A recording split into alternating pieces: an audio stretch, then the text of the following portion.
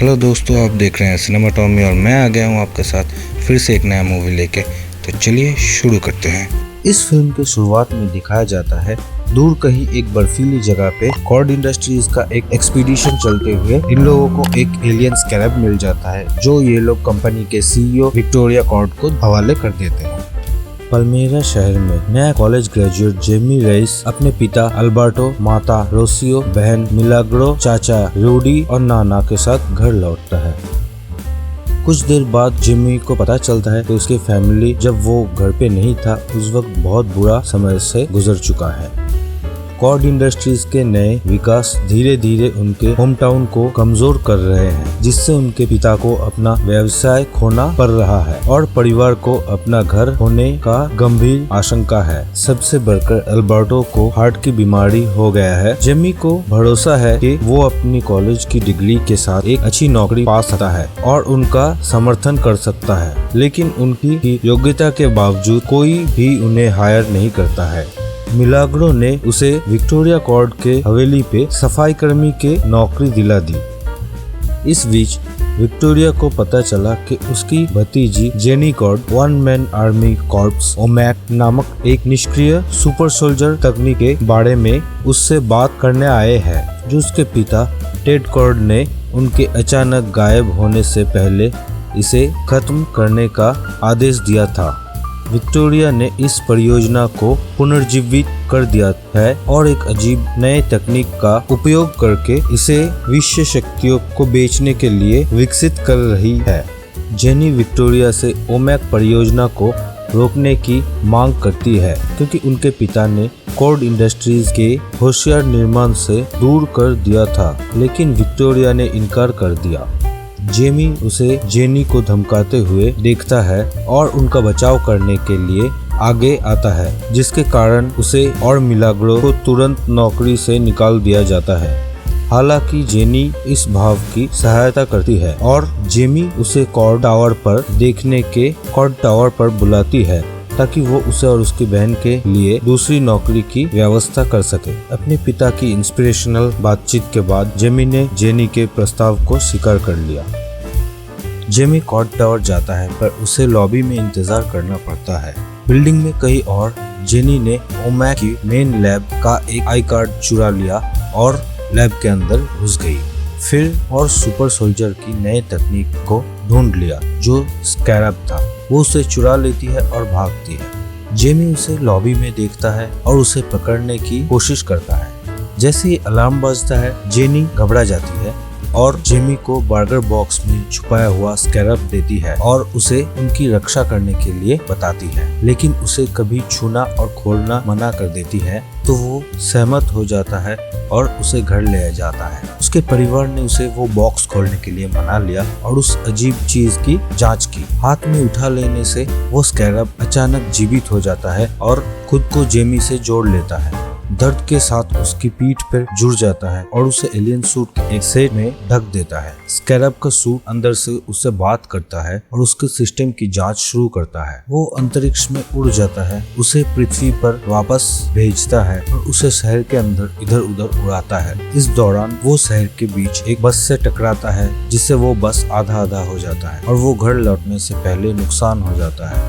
उसका परिवार इस बात पे बहस करता है कि इस चीज के साथ क्या किया जाए। रूडी ने इस बात पे जोर दिया कि इस बारे में पुलिस को कुछ बताया ना जाए, क्योंकि उन्हें विश्वास है कि वो कॉर्ड के लिए काम करते हैं। स्कैरब को अपने शरीर से हटाने के लिए बेताब जेमी ने जेनी को ढूंढने और उससे जवाब पाने की फैसला किया और रूडी के ट्रक से वो निकल गया और टावर पर ले गया। वहाँ वो जेनी को रास्ते के ऊपर भागते हुए देखा और उसे भागने में मदद करता है, क्योंकि उसके पीछे बहुत सारे लोग बंदूक लेके भाग रहे। जेनी को स्कैरब के बारे में पता था, क्योंकि ये बहुत पहले उसके पिता के कब्जे में था, लेकिन उसे ये नहीं पता था कि वो जेमी के साथ जुड़ जाएगा, क्योंकि स्कैरब बहुत सेंसिटिव है और अपना पैर खुद ढूंढता है। उससे इसे अलग करने का एकमात्र तरीका उसके पिता की तिजोरी में हो सकता है, लेकिन उन्हें कॉर्ड इंडस्ट्रीज में संग्रहित एक डिजिटल की जरूरत होगी। रूडी उन्हें ले जाता है और कैमरे को हैक कर लेता है और जेमी और जेनी उधर वो चाबी, जो कि एक स्मार्ट वॉच है, उसे चुराने के लिए अंदर घुस जाती है। जेनी बताती है कि विक्टोरिया टेड की बड़ी बहन थी, लेकिन उनके पिता ने कंपनी टेड के लिए छोड़ दी थी। विक्टोरिया नाराज हो गई थी और तभी से वो प्रगति और लाभ के प्रति आसक्त हो गई है। उधर रूडी का जैमर खराब हो जाता है और ओमेक का वो प्रोटोटाइप इन पे हमला कर देता है। स्कैरब जेमी के सूट एक्टिव कर देता है और वो बॉडीगार्ड के साथ एक हारी हुई लड़ाई लड़ता है। स्कैरब जेमी के शरीर पर पूरा नियंत्रण लेने की रिक्वेस्ट करता है और इच्छानुसार कोई भी हथियार बनाने की सूट की क्षमता का प्रदर्शन करता है। हालांकि जेमी स्कैरब को वो बॉडीगार्ड को मारने से रोकता है, जिससे वो उसे हरा सकता है और लगभग उसे मार सकता है। लेकिन हालांकि जेमी स्कैरब को उसे मारने से रोकता है, पर वो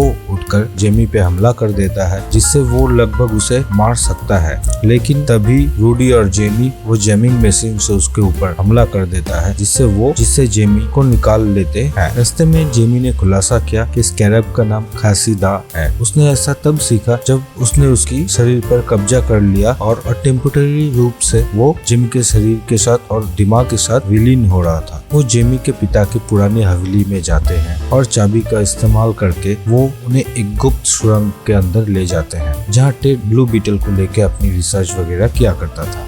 उसके पास स्कैरब था, जिसके बारे में उसने अनुमान लगाया था कि ये किसी प्रकार का एलियन सुपर पावर है, लेकिन ये उसके साथ प्यार करना नहीं चाहता था। इसलिए टेड ने खुद से ही अपने गैजेट और सूट बनाया था। रूडी टेड के कंप्यूटर को एक करना शुरू करता है, जबकि जेमी और जेनी ऊपर की कमरे की ओर जाते हैं। स्कैरब जेमी के घाव को ठीक कर देता है और वो और जेनी बात करते हैं। जेनी की माँ ने ही जेनी के पिता को हीरो की तरह काम करने और कंपनी का काया पलट करने के लिए इंस्पायर किया था। लेकिन जेनी के माता की मृत्यु के बाद उसके पिता बहुत विमर्श और जुनूनी हो गया था। एक दिन वो गायब हो गया, फिर कभी नहीं लौटा। वो जेमी के करीबी पारिवारिक रिश्तों का प्रशंसा करती है और वो लगभग चुंबन करते हैं, इससे पहले कि रूडी उन्हें बताता कि वो कंप्यूटर को सेट कर लिया है।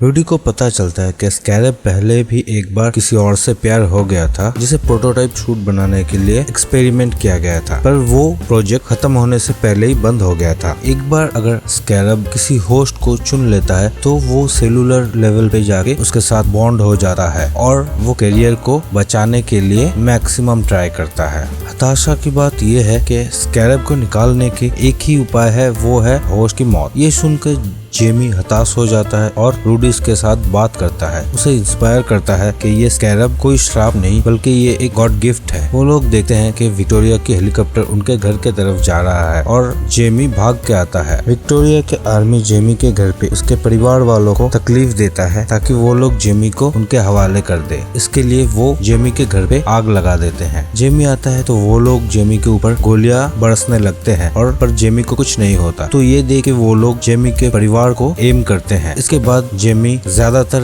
सोल्जर्स को हरा देते हैं, पर विक्टोरिया और कारपेक्स एक विशेष अस्त्र प्रस्तुत करने लगते हैं। उसी वक्त एक सोल्जर और मिलाग्रो पे हमला कर देता है। जेमी और खंजीदा सोल्जर्स को निकाल लेते हैं, पर अल्बर्टो को हार्ट अटैक हो जाता है। इस दौरान जेमी कंफ्यूज होकर जेमी कारपेक्स के वो इलेक्ट्रॉनिक अस्त्र से घायल हो जाता है। एम्बुलेंस आने से पहले जेमी के पिता मर जाते हैं, जिससे कारपेक्स जेमी को अपहरण कर लेते हैं। सुबह रोसियो, मिलाग्रा और रूडी उनके शो में होते हैं और जेमी को बचाने के लिए नाना के साथ मीटिंग करते हैं। जेनी इसमें हेल्प करने की रिक्वेस्ट करता है और उन लोगों को अपने बचपन के घर पे ले जाता है। फिर जेनी उन लोगों को ब्लू बीटल्स या बगशिप पे ले आते हैं। ये एक एयरशिप है और इसके अंदर वो लोग जेमी को बचाने की प्लान करते हैं। जेमी को क्यूबा के पास एक पुराने आइलैंड कैसल के अंदर बंदी बनाया हुआ है, जहाँ पे ओमेक बन रहा है। विक्टोरिया ओमेक के न्यूरल सिस्टम में स्कैरब का कोड डाउनलोड करके हजारों ऐसे सुपर सोल्जर बनाने की फिराक में है। इस प्रोसेस में वो जेमी को मार डालने की प्रयास करते हैं, क्योंकि उसे मारे बिना ये हो नहीं सकता। पर उसका जो मेन साइंटिस्ट है वो उन्हें सुझाव देता है कि जेमी को जीवित रखने के लिए तो फिर वो जेमी से और भी कुछ होस्ट के बारे में सीख सकते हैं। पर विक्टोरिया स्कैरब से कारपेक्स के लिए कोड निकालने के लिए ऑर्डर देते हैं। इधर जेनी रेस फैमिली को उस आइलैंड पे ले जाता है, जहाँ पे टेड का पुराना टेक्नोलॉजी यूज करके अटैक करने का प्लान है। वो लोग इस शिप को एक आग के अंदर उतारते हैं और इसके अंदर से पैर निकाल के इसे एक प्रॉपर ओरिजिनल बाग की तरह बना के उससे वो लोग आगे बढ़ते हैं। मिलाग्रो उसके भाई को ढूंढने के लिए जेनी के साथ वो सुरंग के तरफ जाता है, जहाँ पे वो लोग गार्ड को अवॉइड करने के लिए बगल वाले एक सुरंग में घुस जाते हैं और जहाँ पे उन लोगों को दिखाई देता है कि विक्टोरिया सी के बीच हजारों ओमेक यूनिट बना चुकी है जो होस्ट के लिए वेट कर रहे हैं और ये सब स्कैरब द्वारा चलाया जा रहा है। इधर लैब में जेमी को डाउनलोड की वजह से बहुत ज्यादा पेन हो रहा था और उसके सब अंग बंद होना शुरू कर देता है और तभी दिखाया जाता है कि वो कहीं पे पहुंच गया है जहाँ पे उसे उसके पिता अल्बर्टो के दर्शन मिलते हैं, जहाँ पे अल्बर्टो उसे अपने मंजिल को अपनाने और उसके साथ लड़ने के लिए सुझाव देता है। जेनी उसके पिता को आखिरी बार के लिए अलविदा करते हैं और जेनी और मिलाग्रो जनरेटर के अंदर एक्सप्लोसिव रहते वक्त हाजिदा यानी जेमी से मुलाकात होता है। जेमी संपूर्ण रूप से स्कैरब के साथ बॉन्ड हो जाता है पर कैरापैक्स ओमेक सूट तब तक पूरी तरह से चलने के लिए रेडी हो जाता है। इधर जेमी अपना पेशेंस खो बैठता है पर स्कैरब को रिबूट करने के लिए थोड़ा टाइम चाहिए होता है, पर उसे वो साइंटिस्ट हेल्प करता है जिसने वो कैरापैक्स का सूट बनाया था और यहाँ पे डाउनलोड करने में भी मदद किया था। जेमी भागता है पर वो सोल्जर के घेरे में आ जाता है। उसी वक्त नाना आके एक मशीन गन से वो सब सोल्जर्स को मार देते हैं और तभी सबको पता चलता है कि नाना अपने यंग एज में वो एक रिवोल्यूशनरी थे। वो लोग बग शिप में लौट आते हैं पर आके देखते हैं वहाँ पे मिलाग्रो और जेनी लौट के नहीं आया, तो फिर वो रूडी के साथ उन लोगों को ढूंढने निकलते हैं। इधर उनको ढूंढते वक्त कैरापैक्स उसे ढूंढ लेता है और इन दोनों के बीच एक घमासान युद्ध शुरू होता है। अंत में जेमी एक बड़ा और शक्तिशाली फाइटर जो कि कैरापैक्स है उससे हार जाता है। तभी रूडी वहां आ जाता है और कैरापैक्स को वो मार नहीं जाता है, तो उसी वक्त कैरापैक्स उसे देख के एक रॉकेट लॉन्चर से घायल कर देता है और जेमी को लगता है वो मर गया है, तो जेमी बहुत गुस्से में आ जाता है और उसका सूट तब तक चलने शुरू कर देता है और वो अपना हेलमेट पहन लेता है। उसके बाद वो अपने पिता और चाचा के रिवेंज के लिए वो कैरापैक्स को मारने ही वाला होता है कि तभी स्कैरब उसे जबरदस्ती रोक लेता है और कैराब उसे बताता है कि हाँ हम खूनी नहीं है, जैसा कि जेमी ने स्कैरब को पहले बताया था। तो अभी जेमी के साथ वो स्कैरब एक हो जाने से वो जेमी का फीलिंग्स समझता है और उसे ये बताता है कि वो डाउनलोड के वक्त कैरापैक्स का पुराना जो मेमोरी था उसे देख चुका है और वो ये बताता है कि वो जब बच्चा था बचपन में ही उसे एक सैनिक की तरह नियुक्त किया गया था, कैसे विक्टोरिया को वो मिलता है और विक्टोरिया उसे अपने प्रोजेक्ट के लिए एक सब्जेक्ट की तरह यूज करती है और वो ये भी देखता है कि कैसे कैरापैक्स की माता एक बॉम्बिंग हमले में मर गई थी और यही चीजें उसे एक कोल्ड हार्टेड किलर में तब्दील करती है। ये सब सुनकर और जान के जेमी को उस पर रहम आता है और वो उसे नहीं मारता है। और इधर विक्टोरिया जेनी को लेकर हेलीकॉप्टर में भागने की कोशिश करता है पर जेमी अपने पापा की पुरानी टेक्नोलॉजी यूज करके उस हेलीकॉप्टर को उसी आइलैंड के ऊपर क्रैश करवा देती है और हेलीकॉप्टर क्रैश होने के बाद विक्टोरिया के पास जो एक कंट्रोल डिवाइस था स्कैरब या इस कोड को कंट्रोल करने के लिए, वो उसे तोड़ देती है। ये देख के विक्टोरिया कैरापैक्स को इसे मारने के लिए ऑर्डर देती है पर इस बीच सब भाग जाते हैं और वो शिप पे मिलते हैं और उसके साथ रूडी भी वहाँ पे मौजूद होता है और इधर कैरापैक्स अपना सूट ओवरलोड करता है और उस कैसल के अंदर ओमेक के यूनिट के अंदर विक्टोरिया को घसीटते हुए ले जाता है और तभी एक बहुत बड़ा ब्लास्ट हो जाता है जिससे पता चलता है कि कैरापैक्स खुद को विक्टोरिया के साथ ब्लास्ट कर लिया है। रईस परिवार अल्बर्टो के लिए शोक मनाता है और पड़ोसिया समर्थन के लिए उनके चारों ओर रैली करते हैं। जेनी ने कॉर्ड इंडस्ट्रीज के सीईओ का पद संभाला है और अपने पिता की विरासत को बनाए रखने का वादा किया। वो रूडी को एक नया ट्रक देती है और उन्हें बताती है कि वो अपनी कंपनी से रईस फैमिली के घर पुनर्निर्माण करवाएगी। जेनी कहती है कि वो अपने पिता की पुरानी हवेली की तरफ जा रही है और जेमी उसे वहां ले जाने की पेशकश करता है और वे एक किस करते हैं। टेड कॉर्ड का जो सीक्रेट प्रयोगशाला है वहाँ पे टेड कॉर्ड के कंप्यूटर में एक ट्रांसमिशन आता है जहाँ पे टेड कॉर्ड अपनी बेटी को बताते हैं कि वो अभी जिंदा है और इसी के साथ ये मूवी खत्म होती है।